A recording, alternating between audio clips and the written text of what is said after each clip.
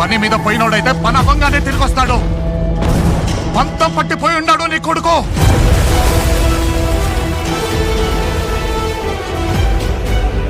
దేవరా సంద్రం ఎక్కి 2 ఏళ్లు గడిచిపోయి ఉంటాయి.